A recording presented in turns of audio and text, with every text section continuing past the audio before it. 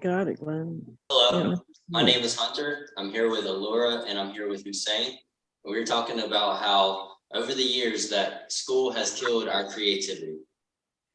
School has killed our creativity in many ways. I've experienced my own creativity being killed, with me being in college right now and with me doing a full grade school.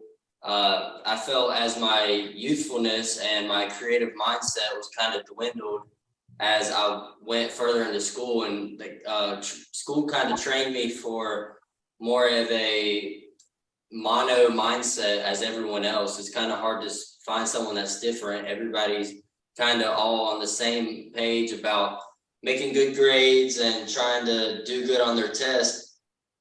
But in reality, we are kind of being blinded to the fact that school is indeed killing our creativity. And wrong is seen as a negative. Schools push standardized testing, and person's individuality is labeled by their success in schools are all ways that school has killed our creativity. And so I'll start with that wrong is seen as a negative, which is a bad thing to train your kids in school. I don't think that you should see mistakes as a friend, but I don't think you should necessarily see them as an enemy either. And it helps us realize that our biggest enemy can be ourselves. Terry Hike says, we can hope to detect and eliminate error if we set up traditions of criticism, substantive criticism, directed at the content of ideas, not their sources, and directed at whether they solve the problems and that they purport to solve. I think, especially within school and even parenting, there has to be an atmosphere of grace, like an atmosphere of grace where you are allowed to mess up, where it's okay to make a mistake, but also there has to be some sort of guideline set up to where we can learn from our mistake. I heard a quote one time say that a smart person learns from their own mistakes and a wise person learns from the mistakes of others. And for us to be better, I believe that there has to be a way for us to make mistakes, and school kind of doesn't give that atmosphere for that room to make a mistake. Wrongs can also help us find our talents. It helps you find what you're good at and what you're not good at, and the things that you're not good at push you to help you find the things that you are good at. School can also train you to expect perfection, which is never a right thing. It can cast judgment on somebody for them not being perfect.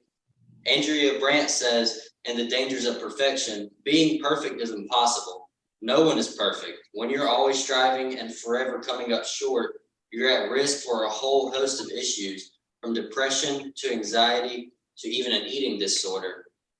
But I think even beyond making mistakes, I think standardized testing also kills a person's creativity. Dr. Robert Steinberg claims that standardized tests narrow and don't access a person's creative skills. He continues to say that the idea of standardized testing can rely too much on socialization in the middle and upper class and unfairly favor white or Asian students. Life itself is not exactly going to present us with multiple choice or short answer questions, so why would we use that to be the only way to judge intelligence? Dr. Steinberg goes on to give an example of taking out college acceptance tests and replacing them with something like someone's height. So say someone that's 7'1", only 7'1" people can go to Harvard. Well, in 30 years, they would think you have to be tall to be intelligent, which obviously isn't true. So our intelligence, or our current testing process, rather, really only focuses on the academia. So why would somebody try to focus their attention to something like painting or building a house when none of those things are going to be on any standardized test to help them get into college? So they might, see that as a waste of time. Thomas Armstrong writes that standardized testing can be problematic for students. Strict assessment tests, he says, doesn't give teachers enough with their students and the teacher's own curriculum. and the teachers are basically forced to teach the test, and there's no room for creativity in that. They're not allowed to give enough time to allow students to flourish with their own personal creativity, whether in art, social science, physical education, history, and other subjects, because they're not on the testing curriculum. The No Child Left Behind Act only tests math, reading, and science, so the other more creative subjects kind of tend to get pushed to the side. Another point made by Thomas Armstrong is that these tests can cause stress on the person by taking away their human experience and boiling down their education to a set of numbers.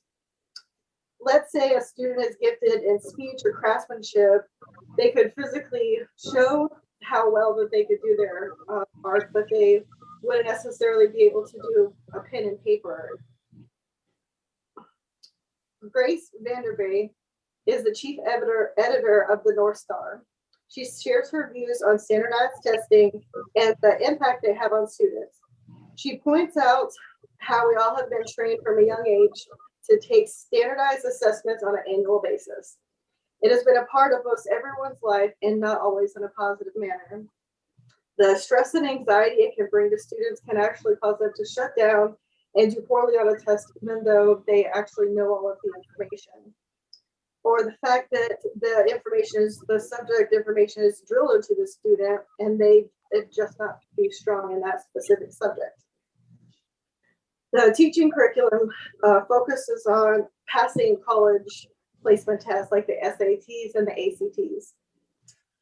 These tests, as Ms. Vandermeer explains, are supposedly to measure how prepared a student will be in life. But in reality, they cut out creativity and put a strain on students' lives, whether it be at work, personal relationships, or etc. Standardized tests negatively affect the student by hindering its individuality. A person's individuality is labeled the moment they step in the school and take a class. They can either fail a test and they'll be getting special treatment, but they don't want the type of treatment they want. They want to be able to choose things that they want, but the school is forcing them to do certain things they don't want to do. And because of that, they don't generally get to know the students. They usually just herd them up and be like, we're going to teach this and you're going to like it. Quoted by Julie Malik, the system does this by never getting a full understanding of their students. They don't learn what they want. And it was from the article written by her, Impact on Individuality. And so individuality is a key part of what makes everyone creative and unique. Every artist has a certain genre they make. Every painter has a certain style they paint, everything. But most of the times they don't get the chance to do it because of the school system forcing them to do either math, science, writing, instead of art, music, guitar. And they also break it down by the way they teach, where some people like to see our visual learners, listeners, and or writers. And usually teachers only stick to one way of teaching and they never divert from the path, which causes a lot of people to sleep in class and all sorts of things to hinder their learning. And I was a victim of this system because when I was little, I took vocab. I failed it horribly. And because my parents were foreign, they stuck me in another class. And I stuck in that class for since my junior year, where I finally fought the system and got out. But during that time, I couldn't take any sort of class I wanted to, like guitar or art. They never allowed it until my junior year. Same thing with Albert Einstein when he did an interview where everybody is a genius, but if you judge a fish by its ability to climb a tree, it will live its whole life believing that it is stupid. he was a victim of this too. He took a test in college where it would prove his science degree, and he failed, and they just took him out of the course. He finally got it in America, but not in Germany. And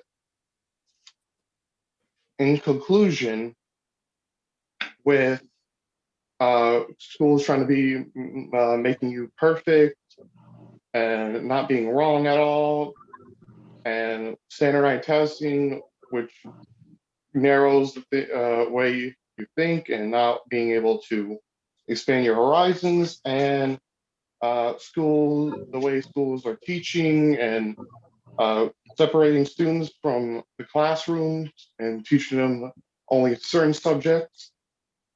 School is killing creativity. Thank you for listening to our speech. Yeah. Okay. That was Well done. 11 minutes. Yeah, same time as